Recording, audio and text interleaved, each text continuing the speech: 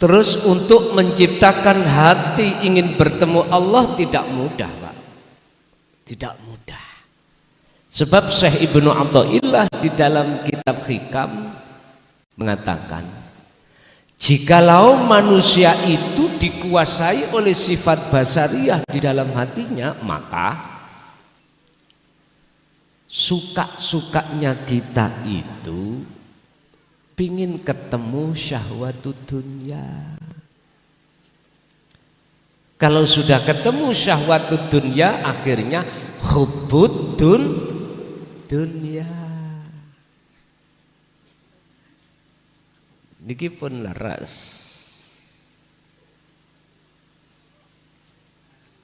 Tapi jikalau satu hamba manusia itu hatinya terkuasai oleh sifat basiroh, lah ini jenengan proses pertama akan ada di dalam hati ingin bertemu Allah. Allah tanamkanlah sifat rindu hati jenengan untuk bertemu Allah. Sampai diewangi nangis, diewangi perjalanan rohania kita tidak hanya tahunan, Pak, kadang puluhan tahun. Kata orang Blitar, gur pengin ketemu Allah, tok, iku lu susah banget. Padahal Allah itu wujudnya tidak jauh dari diri kita. Wa idza sa'alaka ibadi anni fa inni qaribun. Muhammad dalam Gusti, jikalau hambaku bertanya tentang aku di mana, jawablah fa inni qaribun. Maka sesungguhnya aku, kata Allah, itu dekat. Oleh sebab kita itu suka ngaku-ngaku hambane iku lho, Pak. Akhirnya Allah terasa jauh di sana, di atas arsana. Wa qala aidan wa nahnu, Allah memakai kalimat nahnu. Maknanya bukan mufrad, nahnu niku kita. Wa nahnu aqrabu ilaihi min hablil warid, dan aku iki, kita ini lebih dekat dari urat nadi. Beh, kok ora ngerti piye to ya? Niki kan perlu didiskusikan, Pak. Perlu niki diungkap kalau Allah dekat, lebih dekat daripada urat leher. Yang mana kita kok tidak tahu? Akhirnya kita nggak ada rasa ingin ketemu Allah.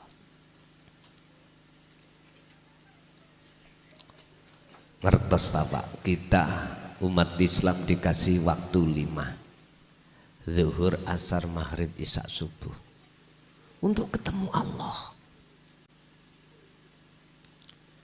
Mana buktinya umat Islam yang bisa bertemu Allah di kala waktu sholat? Jawabannya mayoritas mboten. Ketemu niku gambar wujud sakliyane Gusti. Apa yang menyebabkan ini? Dan ini PR-nya para mursyid yang harus membuka dari sistem ilmu supaya kita umat ini estu sholatnya itu memakai kalimah koma, boten fa'ala.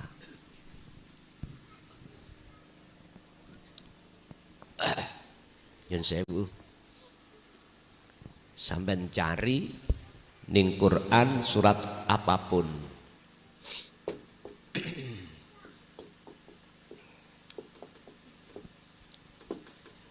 kalau membahas masalah sholat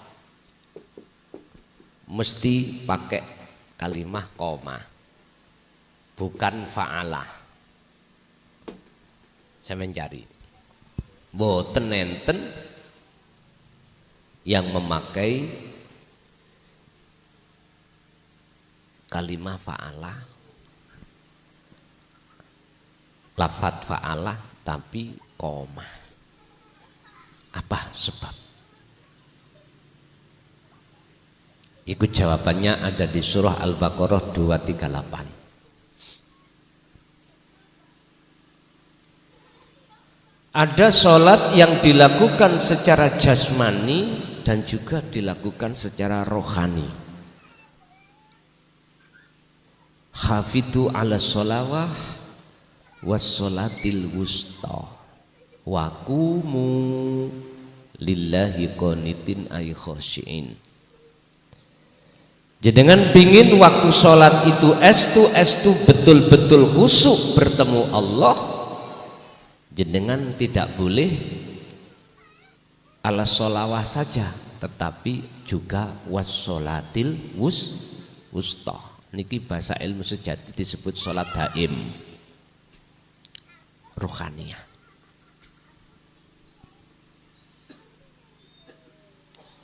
Persoalan kita mengapa 5 waktu tidak bisa kita jadikan sebagai fasilitas bertemu Allah, dikarenakan kita masih sholat secara jasmaniah saja, ruhaniyah kita belum.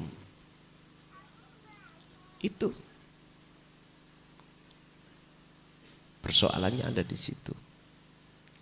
Sebab para kekasih Allah itu Bapak Ibu mesti wassolatil wusta itu ngikut beliau lakukan. Makanya di dalam umat Islam kan ada golongan am, golongan khos, golongan khawasul khawas.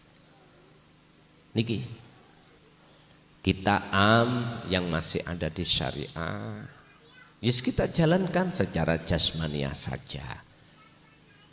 Cuman rohaniyah kita belum. Terus bagaimana hati ini ada rasa rindu bertemu Allah, sedangkan satu sisi ajaran qad tabayyana rusdu minal ghai itu kita campakkan, ajaran tentang tauhid kita tinggalkan. Boten saged, boten saged. Makanya kata Allah di dalam surah Ali Imran ayat 31, Kul in kuntum tuhibbunallaha fattabi'uni yuhibbukumullah. Katakan Muhammad, jikalau hambaku ingin betul-betul ada rasa rindu cinta kepadaku, suruh ikuti kamu. Kata Rasul, fattabi'uni, ikuti aku. Berarti kita harus mengikuti apa yang telah diteladankan kanjeng Nabi. Salah satunya diantaranya adalah liman kana yarjullah, hati harus ada keinginan untuk bertemu Allah. Boleh saja kita hati ingin bertemu selain Allah, surga makhluk, pahala makhluk, urusan-urusan kehidupan dunia makhluk, monggo.